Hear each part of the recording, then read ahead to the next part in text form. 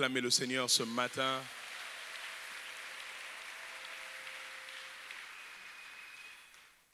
Je suis très content d'être au milieu de vous ce matin et je dis un grand merci au Seigneur pour cette grâce renouvelée et surtout pour l'énergie qu'il nous donne et pour la force qu'il nous donne ce matin. Je dis un très grand merci à notre Père, à Papa Kali, mais aussi à notre mère, à Maman Yvette, qui nous permettent d'être là encore ce matin pour parler à leur place et de la part de Dieu. Bonjour parole éternelle, aidez-moi à saluer deux personnes. Finalement, les gens vont finir par s'habituer à moi, à me dire bonjour avant même que je leur dise bonjour et à saluer déjà les voisins. Habituez-vous, saluez deux voisins. Ce matin, dites-leur simplement, rien n'est impossible au Seigneur. Et vous savez bien, rien n'est impossible au Seigneur. Et puis, koyoka motei na cher, na koyoka nzamba zolo belo pembeni na voisin na yo, ezala kandenga mususu yonde mutu nzamba linga lobele la voisin na tongo lelo, yebi savez bien, rien n'est impossible à Dieu. Alléluia. Est-ce qu'on peut acclamer le Seigneur encore?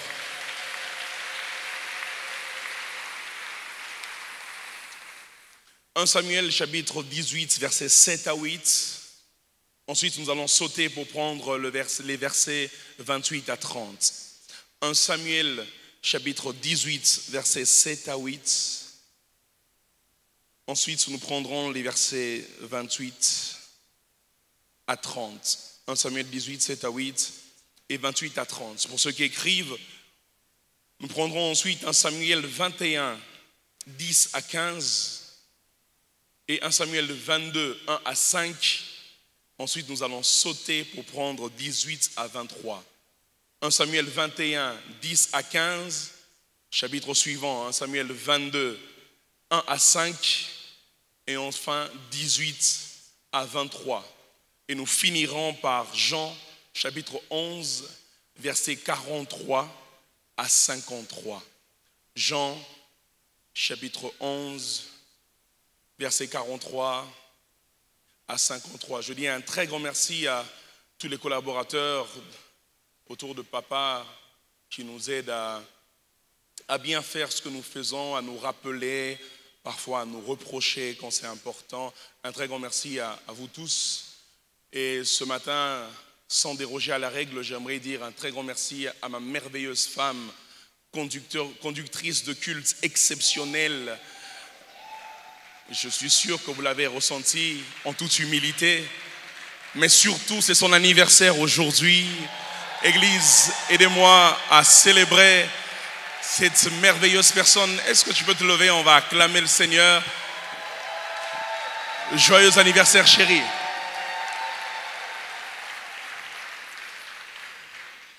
Revenons donc aux choses d'en haut. 1 Samuel chapitre 18, versets 7 à 8. La Bible déclare ce qui suit. Les femmes qui chantaient se répondaient les unes aux autres, disaient, Saül a frappé ses 1000 et David ses 10 000. Saül fut très irrité et cela lui déplut. Il dit, on en donne 10 000 à David. Et c'est à moi que l'on donne les 1000. Il ne lui manque plus que la royauté. Versets 28 à 30. Saül vit et comprit que l'Éternel était avec David. Et Michal, sa fille, aimait David. Saül craignit de plus en plus David. Et il fut toute sa vie son ennemi. Il fut toute sa vie son ennemi.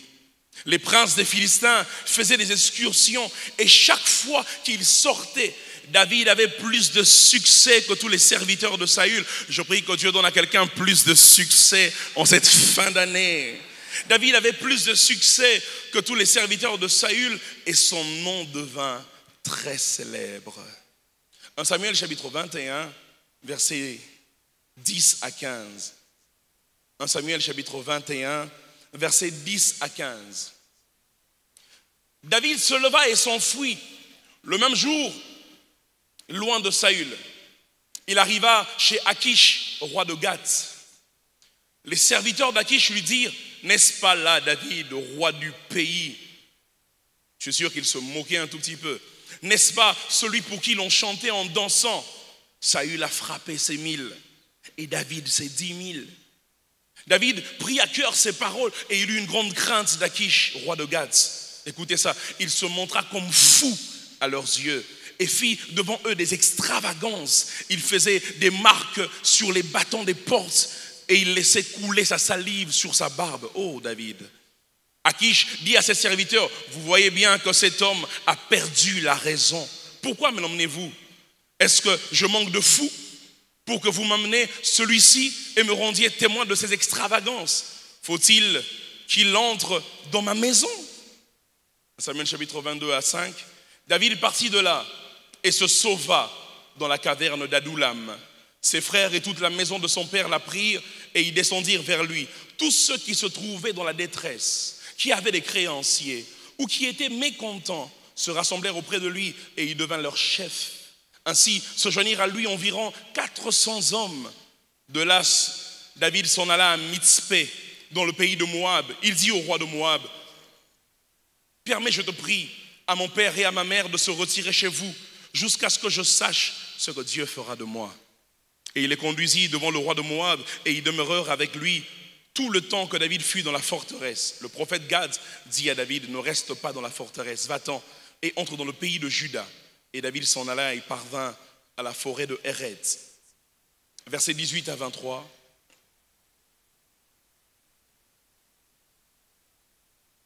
Alors, le roi dit à Dog, tourne-toi et frappe les sacrificateurs. Et Dog l'édomite se tourna et ce fut lui qui frappa les sacrificateurs. Il fit mourir en ce jour 425 hommes portant les faudes de lin.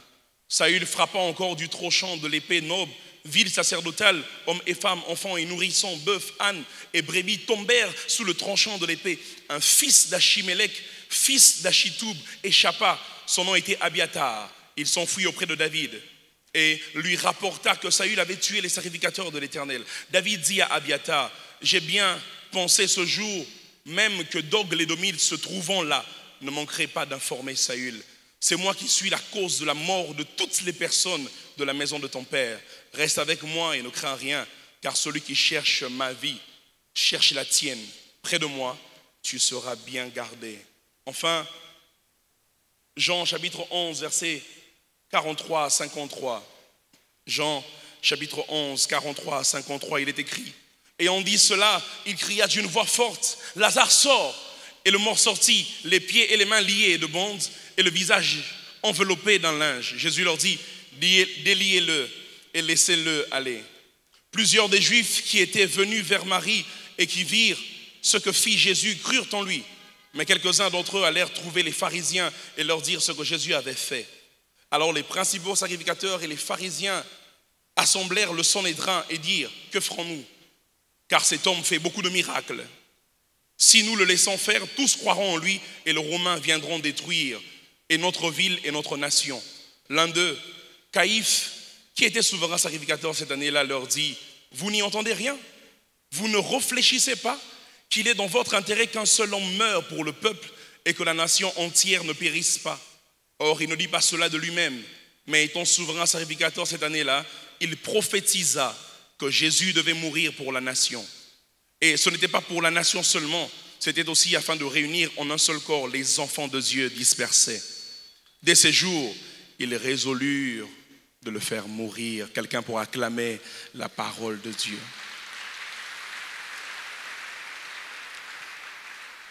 Dès ce jour, ils résolurent de le faire mourir. Si vous avez le temps, vous pouvez aussi lire ce texte de 1 Samuel 29 au chapitre 5. Ça redit pour la 3e fois ce que nous avons lu 2 fois. Saül a vaincu ses 1000, David ses 10 000. C'est une phrase que les femmes sont en train de chanter, nous l'avons lu. D'ailleurs, elles se repentent. J'imagine que les premières disaient Saül a vaincu ses 1000 et les autres disaient David a vaincu ses 10 000. Et en tant que chorale, je suis sûr que c'est celle qui était du camp de David qui criait plus fort. David a vaincu les 10 000. C'est un peu comme la chorale de ce matin qui est assise de manière exceptionnelle. Le camp de Saül, ce n'est qu'un exemple, et le camp de David. Alors eux criaient, Saül a vaincu ses 1000. Et criaient, David a vaincu ses 10 000. Il est important, Église, sur base de ce texte, de remarquer que certains moments de joie ont été le début des moments de deuil. Certains moments de joie ont été des débuts de catastrophe. Si tous les excès sont à éviter, eh bien, si tous les excès nuisent, Église, il faut que nous puissions savoir que les excès liés à nos émotions sont parmi ceux qu'il faut éviter le plus. Être trop heureux dans l'excès, être trop triste dans l'excès. Certains, à cause de la joie, ont même voulu donner la moitié de leur royaume. Certains, à cause de la fête et de ce sentiment de joie, ont failli faire des dégâts. Certains, dans les excès de colère, ont commis l'irréparable. Je suivais encore une vidéo sur les réseaux récemment de cet homme qui, aux États-Unis, dans un excès de colère, tellement fâché, je ne sais pas ce que la femme avait fait, je ne sais pas ce qu'il avait découvert, mais tellement fâché, il s'est mis non seulement à tabasser la mère, mais il a aussi tabassé les enfants, et la mère et les enfants sont morts. Et là on l'arrête, on l'emmène à la police, on voit comment lui-même il est en train de trembler, parce qu'il se rend compte ce qu'il vient de faire, l'irréparable. Oh Église, j'aimerais encore vous le dire ce matin, si tous les excès nuisent, ceux qui sont liés aux émotions sont ceux qu'il faut éviter le plus. Sous l'excès de la joie, certains ont perdu leur dignité. Sous l'excès de la joie, certains ont perdu leur virginité. Sous l'excès de la colère, certains ont fait des dégâts. Sous l'excès de la fête, certains ont fait des dégâts. Sur l'excès de tristesse, certains se sont ôtés la vie. Je me rappelle que j'étais en G1 et ce n'était que la première semaine de la rentrée. Je me rappelle de ce beau garçon de teint brun qui parlait un bon français, certainement un gars intelligent. Et première semaine de rentrée, nous commençons mardi, nous finissons samedi. Ce samedi-là, il avait une fête. Et il semble même que la fête était tellement intéressante, je ne sais pas qu'est-ce qu'il fêtait finalement, qu'il était même allé en boîte avec son père. Vous imaginez un fils et son père en boîte, il doit vraiment avoir une très bonne raison.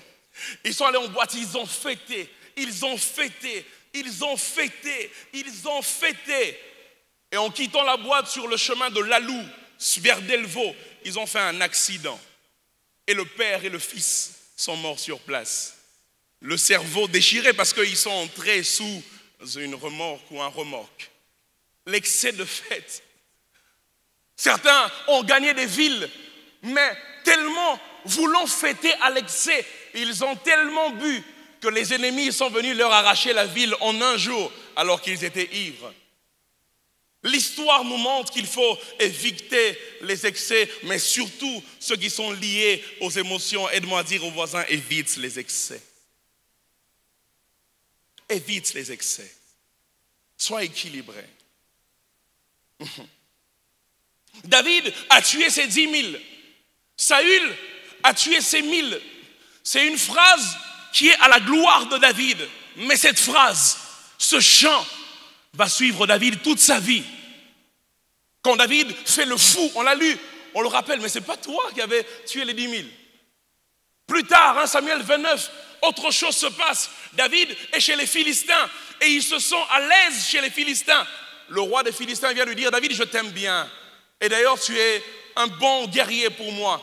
Mais les princes de Philistins ne t'apprécient pas trop. Parce que n'es-tu pas celui qui avait tué les 10 000 et Saül ses 1000? Ce chant qui était à la gloire de David va le suivre toute sa vie. Je suis sûr qu'à un moment de sa vie, il a fini par détester cette louange. Je Je suis sûr qu'à un moment de sa vie, il a fini par avoir horreur quand on lui rappelle. Il a vaincu Goliath et il y a une gloire en son nom. Oh frères et sœurs, certaines louanges peuvent annoncer le début d'une fin. Certaines promotions peuvent annoncer le début d'une fin. Certaines acclamations, il faut aimer les acclamations, mais il faut faire attention à certaines acclamations, David. Ça peut annoncer le début d'une fin. Lorsque ces femmes sont en train de chanter à l'église, elles ont raison. Ces femmes, lorsqu'elles chantent, c'est parce qu'elles ont ressenti la pression de Goliath.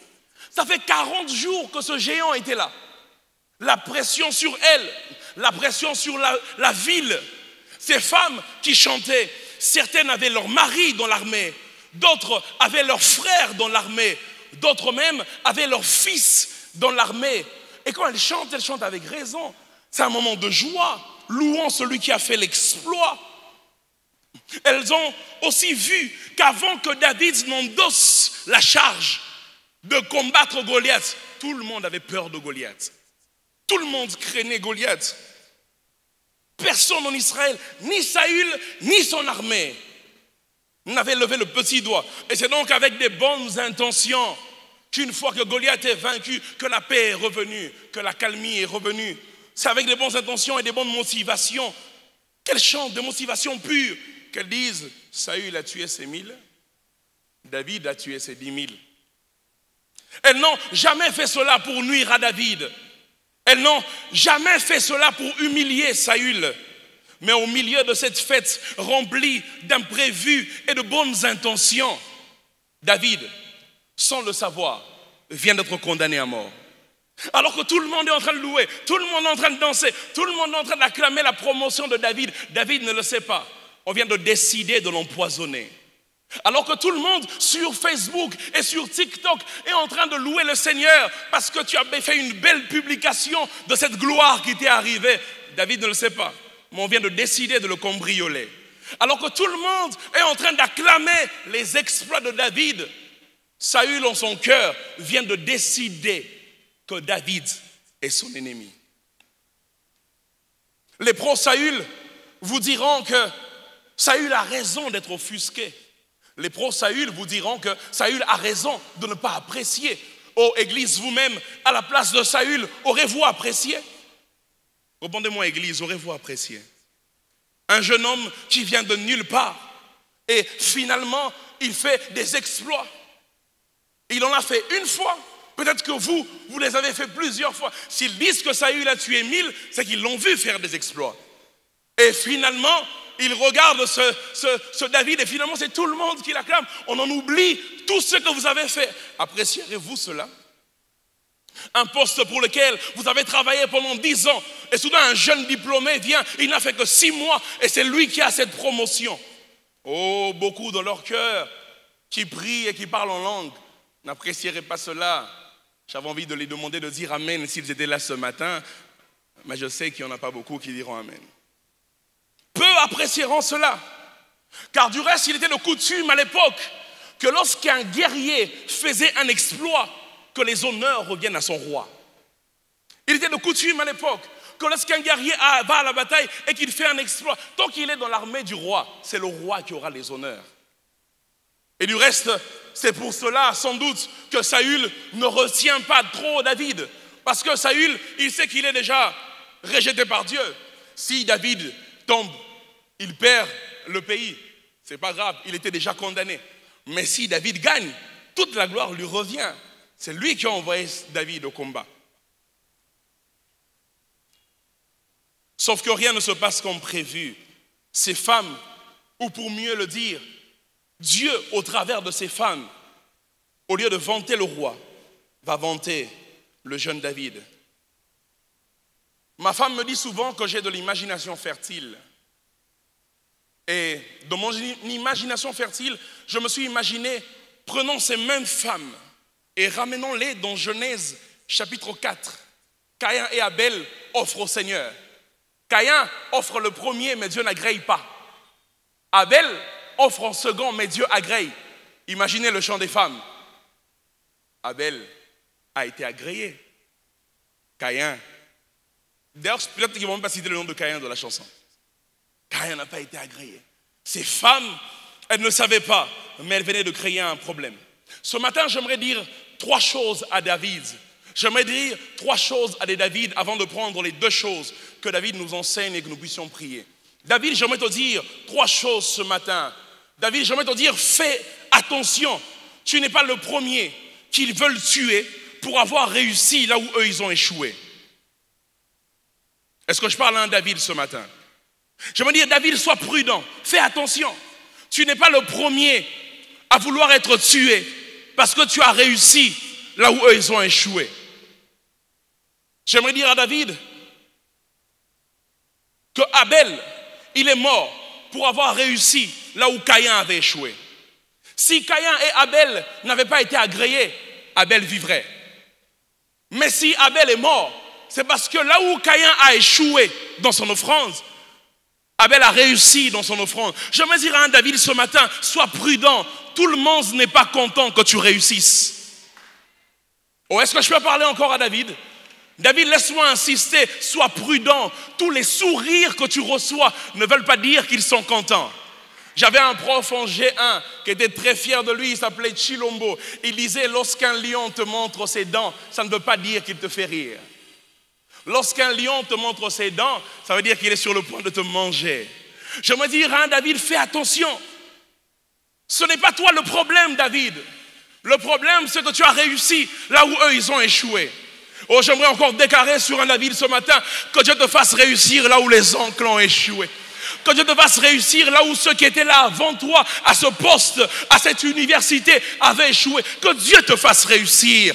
David, je prie qu'en cette fin d'année, que Dieu te fasse réussir au nom de Jésus.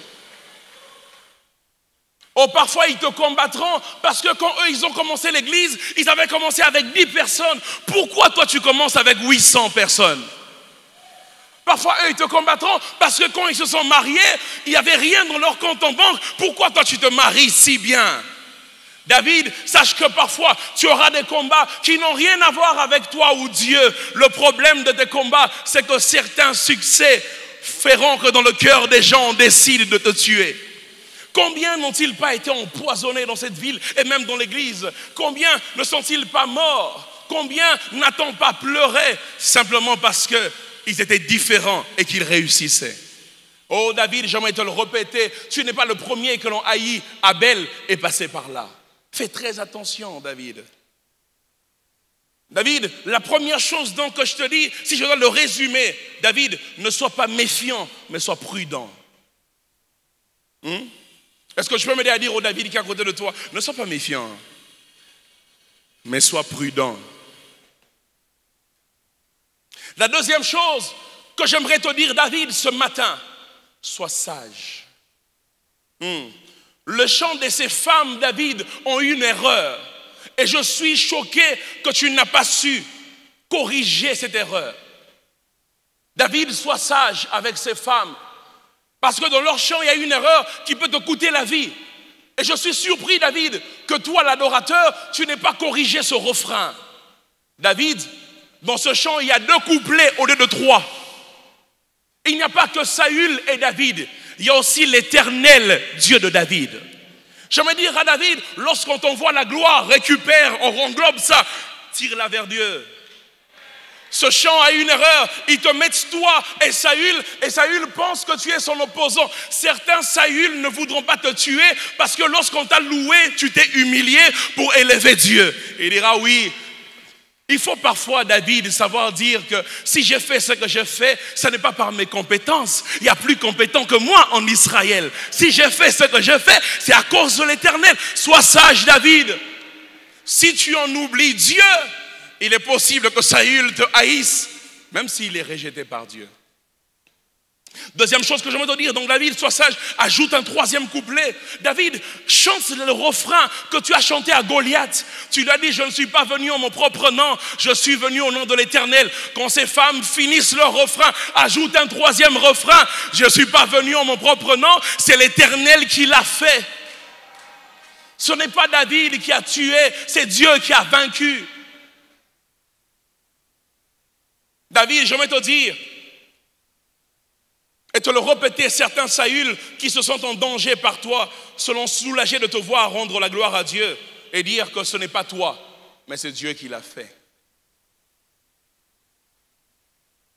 David, j'aimerais te dire, comme Abel, apprends à louer Caïn, qui a initié la chose, même si c'est avec toi qu'elle a atteint l'apogée. Apprends à louer ceux qui ont commencé, même si quand ils ont commencé, ça ne ressemblait à rien. C'est quand toi tu es venu que c'est devenu glorieux. Apprends à louer ceux qui ont commencé, ceux qui ont fait les sacrifices au départ. Abel, Caïn a commencé, mais Dieu n'a pas agréé. Quand toi tu es venu, certainement tu as suivi l'exemple de Caïn. Dieu a agréé. Apprends à dire à Caïn, peut-être que Dieu n'a pas agréé, mais je te bénis parce que sans toi, moi je n'aurais pas fait cela. Apprends à louer les Caïns malgré leurs échecs, pour leur dire, c'est vrai tu as échoué, mais toi au moins tu as osé commencer, moi je t'ai suivi. Oh Abel, j'aimerais te dire, certains Caïns refuseront de te tuer, simplement parce que tu les as loués malgré leurs échecs. David, j'ai envie de te dire, sois politicien, mais j'ai envie de te dire, en fait, sois sage. Sois sage, David. Certains Caïns renonceront à te tuer parce que malgré leurs échecs, là où tu as réussi, tu les reconnais et les honores en tant que précurseurs et pionniers. Apprends à respecter ceux qui ont commencé ce que tu fais aujourd'hui. La troisième chose que j'aimerais te dire, David, premièrement, sois prudent. Deuxièmement, sois sage. La troisième chose que j'aimerais te dire, David, sois discret. Sois discret, David. Tout le monde n'est pas obligé de savoir que tu viens de toucher $10,000. David, tout le monde n'est pas obligé de savoir que tu as reçu une promotion. Sois discret. David, sache que la discrétion t'évitera certains combats. Apprends autant que tu peux à fermer la bouche des chanteuses. Aujourd'hui, les chanteuses ont changé. Ce n'est plus des femmes qui se repentent. Aujourd'hui, les chanteuses, c'est les réseaux sociaux. Aujourd'hui, les chanteuses, c'est TikTok.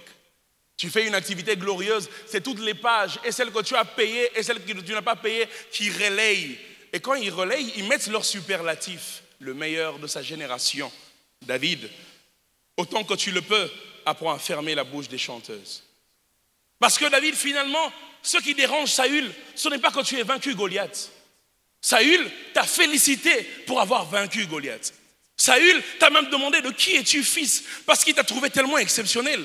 Ce n'est pas la victoire sur Goliath qui dérange Saül, mais c'est la publicité qui est faite autour de cette victoire qui commence à déranger.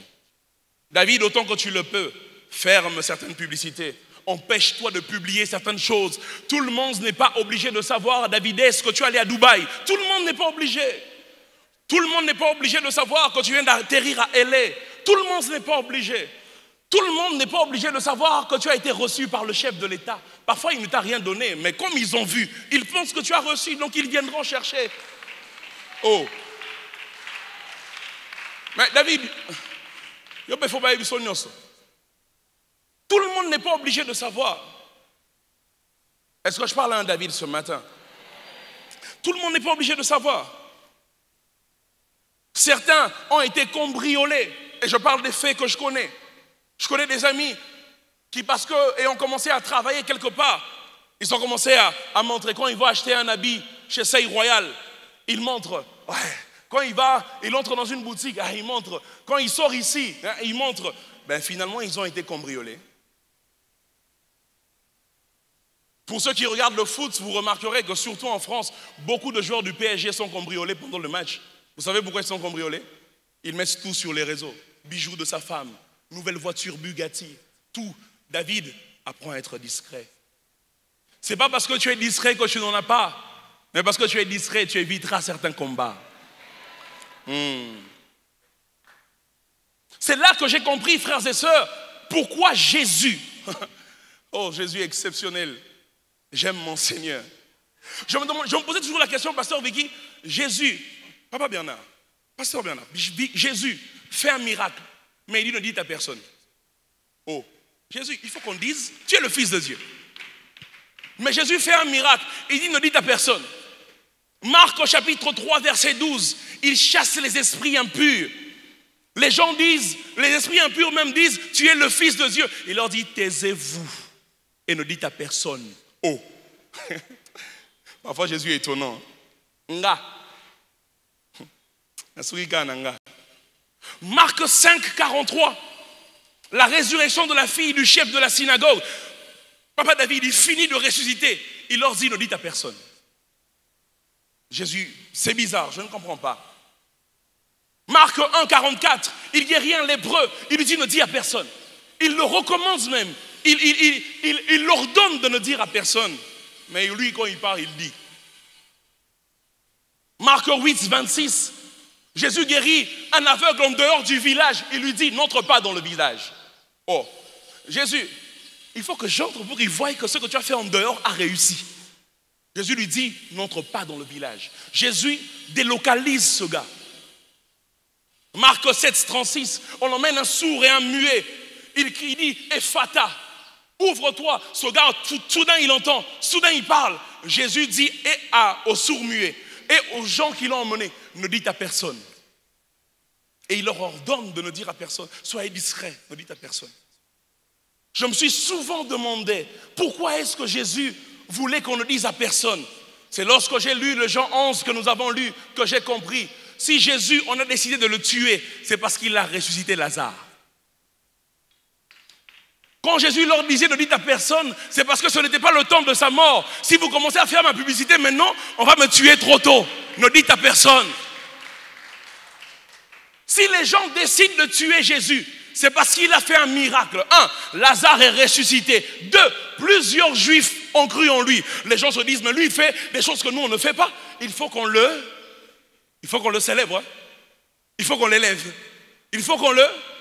Oh, Jésus, sois discret. Sois discret. Écoute, à la fin de cette année, Dieu va faire beaucoup de choses pour toi. S'il te plaît, sois discret. De temps en temps, on voit l'action de grâce, c'est important. Mais de temps en temps aussi, gère. Donne l'action de grâce au bureau de Papa Kali, sois discret. Lui seul, il saura que c'est arrivé et on rend gloire à Dieu. Son succès, la gloire de Jésus, son succès, l'a condamné à mort. Ah, yondo au Ségou Sarabato, ah, c'est là. En évitant qu'on parle de ses exploits, Jésus évitait des menaces de mort car ce n'était pas encore le moment de mourir pour lui. Mais j'aimerais dire à David, après t'avoir dit tout ça, laisse-moi t'ajouter une chose en appendice, David. David, parfois, tu seras sage. Parfois, tu seras prudent. Et même, tu ajouteras la discrétion. Mais on voudra quand même te tuer. Parfois, malgré toute la sagesse que tu auras employée, malgré toute la discrétion que tu auras mise en place, malgré toute la prudence que tu auras faite, il y a quand même des gens qui vont trouver que ta tête les dérange. Sois en paix avec cela. Alors ce matin, 2 choses que David nous apprend rapidement et puis on va prier. Peut-être que je prendrai juste la première chose, mais je verrai. 2 choses que David nous apprend rapidement. La première chose que David nous apprend,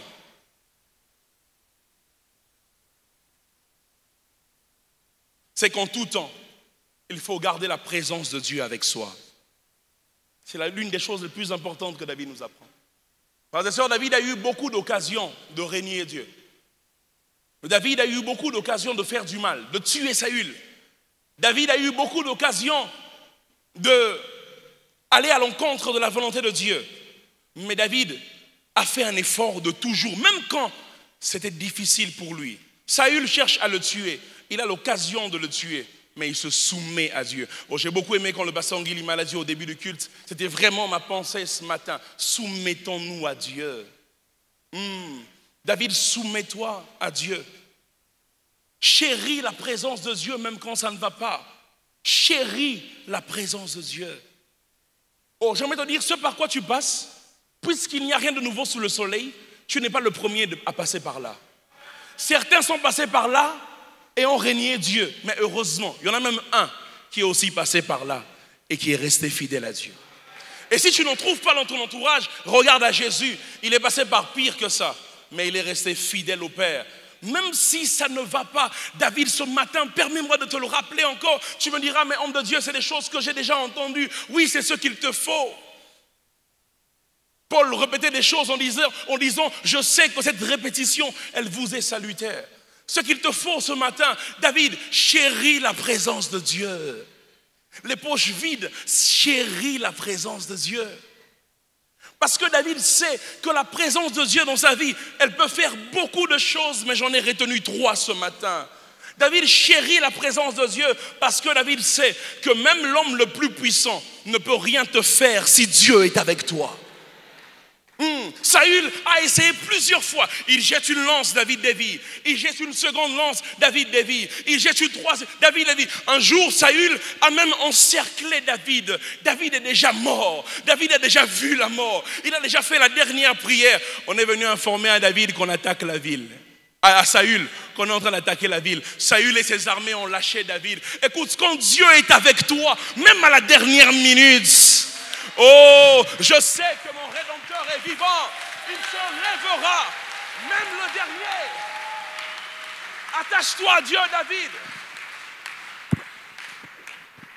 Est-ce qu'on peut acclamer le Seigneur?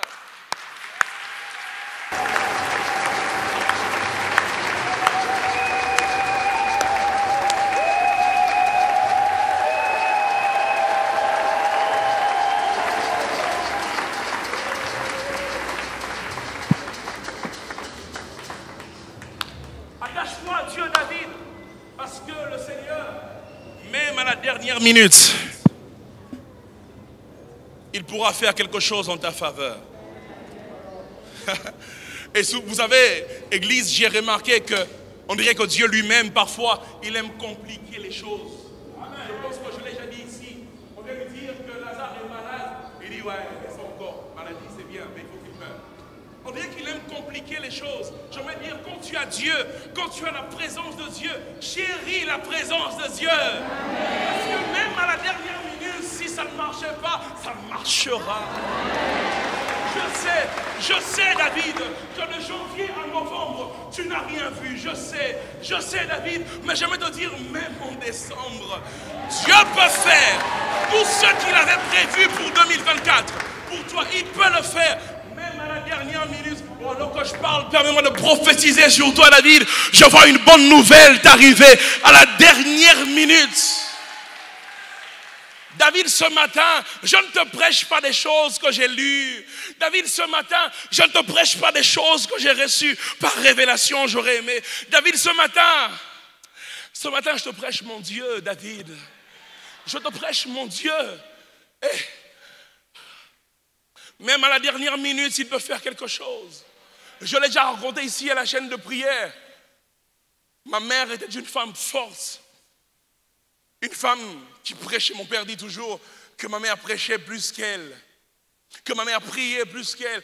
C'est elle chaque matin qui nous emmenait dans ce temple Sims, parce qu'on habitait le coin. Et mon père travaillait à la Sébeco, à l'hostel. C'est elle chaque matin qui nous emmenait dans ce temple le plus vieux de la ville et priait pour nous là-bas, avant de nous emmener à l'école et déclarer sur nous. Je ne l'ai connue que pendant 4 ans. Et lorsqu'elle est morte, je connais des gens qui aujourd'hui encore, Papa Mondo était presque en train de me dire la même chose. Oh, Justine, elle s'appelait Justine. C'est même pour ça que j'ai donné à ma fille ce nom-là. Et il me disait encore, oh, Justine, quelle femme. Il me répétait ça encore parce qu'il l'a connue. Mais quand ma mère est morte, beaucoup de gens ont dit, ces enfants, c'est fini pour eux. Leur père, il est tout le temps au travail. Quelle éducation ils auront? Il y a des gens qui ont dit, eux, ils vont mourir avant. Ils ont regardé l'autre, ils ont dit, rien ne va arriver de bon. Gloria, rien ne va lui arriver de bon. Surtout le petit Gamaliel. Oh, mais c'est déjà raté. Les gens, au lieu d'aider, ils prédisaient déjà le mal. Mais qu'est-ce que Dieu n'a pas fait? Là où ils s'attendaient à nous voir échouer, aujourd'hui, lorsqu'ils nous voient en ville, au lieu que nous on pleure, c'est eux qui pleurent. Parce qu'ils disent, Dieu de Justine, tu es fidèle. J'aimerais dire à quelqu'un, même s'il t'arrache, Justine, chéris la présence de Dieu. Justine ne m'a pas laissé des voitures. Justine ne m'a pas appris peut-être à compter jusqu'à 100. Mais Justine, même petit, m'a laissé Dieu. Parce que je me rappelle, l'un des rares souvenirs que j'ai d'elle, c'est que chaque fois quand je revenais de l'école, je chantais les chants de Bruno Vumbi dans la voiture. Justine a fait de moi l'adorateur que je suis aujourd'hui. Oh, j'aimerais te dire, David, chéris la présence de Dieu. Si Dieu est avec toi, même l'homme le plus puissant d'Israël ne saura pas te tuer. Saül est fort.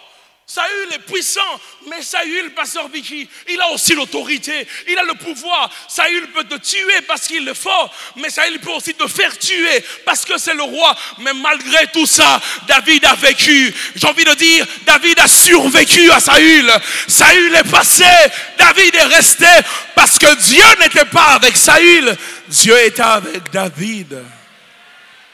Les espions ont dit à Moïse qu'à leurs yeux et à nos propres yeux, nous étions comme des sauterelles. Le match était déjà mal parti. Mais Josué et Caleb ont dit, nous avons la présence de Dieu. Une sauterelle devant les tours jumelles peut les faire tomber, pas lui, mais Dieu avec lui.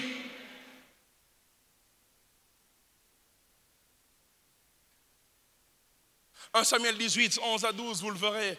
1 Samuel 19, 10, vous le verrez aussi. La deuxième chose que David nous apprend au sujet de la présence de Dieu, David nous apprend que quand Dieu est avec toi, il te donnera des alliés même dans le camp de tes ennemis. Quand Dieu est avec toi, il te donnera des alliés même dans les camps de tes ennemis. Bakotonga yo a 10, mais une personne a koya pona koye biso papa totonga kiyo. Omoni nzela wana kozwangote. Il te donnera des alliés. David, c'est le père qui veut le tuer. Mais et la fille et le fils sauvent David plus d'une fois.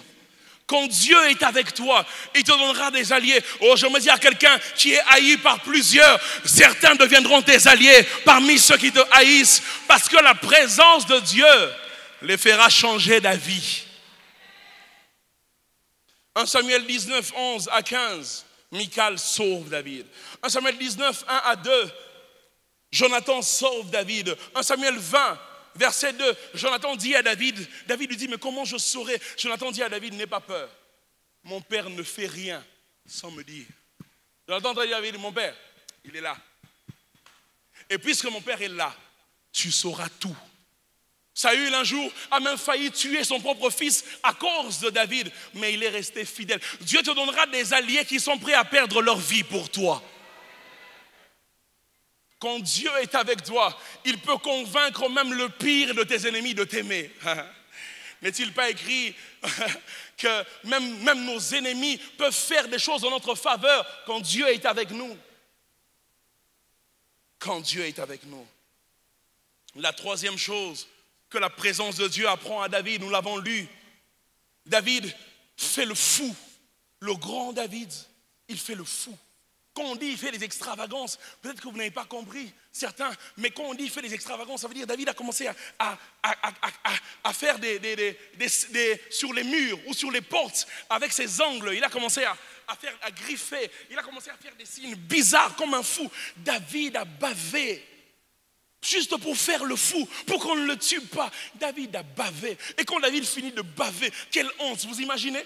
Tu as fait le fou devant des gens. Tu allais t'humilier devant quelqu'un pour demander le frais pour tes enfants. Et la personne te dit, je n'en ai pas. Et puis d'ailleurs, elle te traite comme un torchon. En fait, tu serais satisfait si malgré cette humiliation que tu acceptes, tu as quand même reçu l'argent. Mais malgré l'humiliation, tu n'as rien reçu. Quand David arrive dans la caverne d'Adullam, David est désespéré. David a honte de lui-même. David a honte de Dieu. David a honte de tout. David est honteux. David est dépressif dans la caverne d'Adullam. Mais puisque Dieu était avec lui, Dieu lui envoie 400 hommes pour le consoler. Dieu envoie à David sa famille. Dieu envoie d'autres dépressifs. Oh, Dieu envoie d'autres personnes qui ont des créanciers. 400 personnes pour consoler David. Je dis à un David qui déprime, c'est l'année de ta consolation. Nous sommes en décembre bientôt, mais c'est quand même et toujours l'année de la consolation. Que Dieu t'envoie les 400, que Dieu t'envoie les 500. Je vois Dieu commencer à t'envoyer des gens, juste certains avec l'argent, d'autres avec des paroles, d'autres avec des actes. Mais Dieu va te consoler. David est honteux, mais comment j'ai pu faire le fou juste pour ne pas mourir? David, je suis sûr, il se disait, il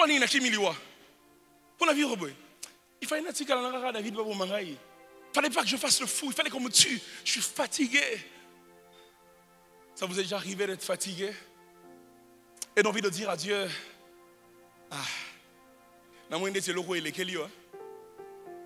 Toi aussi, donc à ta robe à papier. Donc à ta contrat. Je suis fatigué. Et ce matin, je sais qu'il y a des gens qui sont ici, ils sont fatigués. Mais la présence de Dieu est un réconfort. La présence de Dieu est un soutien. La présence de Dieu est une consolation. La deuxième chose et la dernière que David nous apprend. Je vais emprunter les paroles du pasteur Vicky parce que je suis tellement d'accord avec elle. Ce mercredi, il a dit ces paroles. Hébreux, chapitre 12, verset 6. David nous apprend que l'épreuve n'est pas un signe d'abandon de la part de Dieu, mais l'épreuve est un signe d'amour de la part de Dieu. Le Dieu qui te fait passer par l'épreuve, c'est par amour qu'il te fait passer par là. Parce que l'or que tu es de devenir pur, il veut te travailler. L'apôtre Jacques, dans Jacques chapitre 1, versets 2 à 4, il dit ceci, je vais paraphraser selon Chouraki. L'apôtre Jacques est en train de dire que Dieu vous envoie les épreuves parce que les épreuves vont produire la patience, la persévérance ou encore l'endurance. Et il ne s'arrête pas là, il continue. Il dit, et l'endurance dans l'épreuve rendra l'œuvre parfaite, vous rendra parfait. Il dit, cette endurance, cette persévérance vous rendra parfait. Il dit, pour que vous soyez parfait et que vous soyez dans l'abondance. Quand Dieu envoie l'épreuve, dans le cortège de l'épreuve, il y a une gloire pour toi. Quand Dieu envoie l'épreuve, dans le cortège de l'épreuve, il y a l'abondance pour quelqu'un. Quand Dieu envoie l'épreuve, dans le cortège de l'épreuve, il y a le mariage pour un célibataire. Quand Dieu envoie l'épreuve, dans le cortège de l'épreuve, il y a un meilleur travail pour un chômeur. Quand Dieu envoie l'épreuve, ce n'est pas un signe d'abandon. Quand Dieu envoie l'épreuve, c'est un signe d'amour. Il est en train de te perfectionner.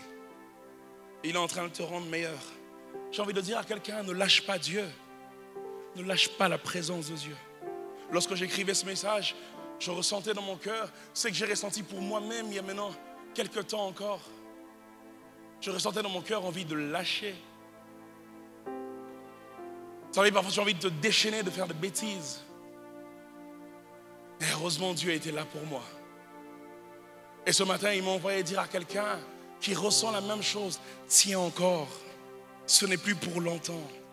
Tiens encore. Je me suis venu dire à quelqu'un, tiens jusqu'à la fin. Parce qu'à la fin de cette bataille, tu seras couronné. La gloire de la seconde maison, Job, sera plus grande que la gloire de la première. Ce matin, j'aurais voulu donner plusieurs sujets, mais j'aimerais prier avec quelqu'un qui est dans l'épreuve. Quelqu'un qui est dans la détresse. Quelqu'un qui ressemble à David ce matin. Quelqu'un qui pleure en sanglots dans sa chambre. Quelqu'un qui est fatigué de recevoir des promesses. Il a envie de dire aux prophètes, aux pasteurs, j'en ai reçu beaucoup. J'en ai reçu beaucoup. Ce matin, il veut dire, Seigneur, Sunda, aide-moi encore. De tenir, je ne sais pas combien de temps ça prendra, aide-moi. Aide-moi. Si tu es là, viens rapidement devant, je vais prier avec toi. Je vais dire, Seigneur, aide-moi. Cette situation me dépasse, aide-moi. Seigneur, aide-moi, je suis fatigué. Eh, bazo monanga nazo seka. Bazo monanga nazo yemba.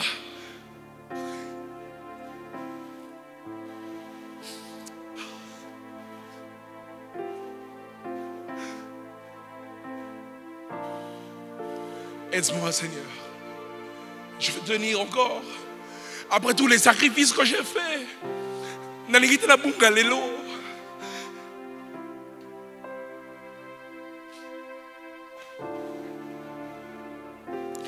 Et je t'ai connu à l'AEC. Je t'ai connu au Semami. Je t'ai connu au GEC. Je t'ai connu à l'UPC. Je t'ai connu ici à Banda, à Bokolo, au Semami. Je t'ai connu élève à l'AEC. Parfois, je n'avais pas le transport pour y arriver. Mais j'y allais même à pied. Je quittais Boboto, j'arrivais à Lisanga juste pour te chercher.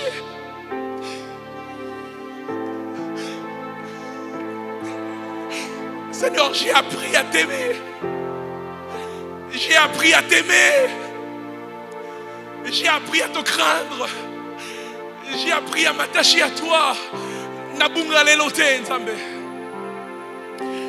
Je suis plus près des promesses que je ne l'étais hier. Quelqu'un est en train de dire, moi je t'ai connu à peine. Je t'ai connu à peine et j'ai tout lâché pour toi.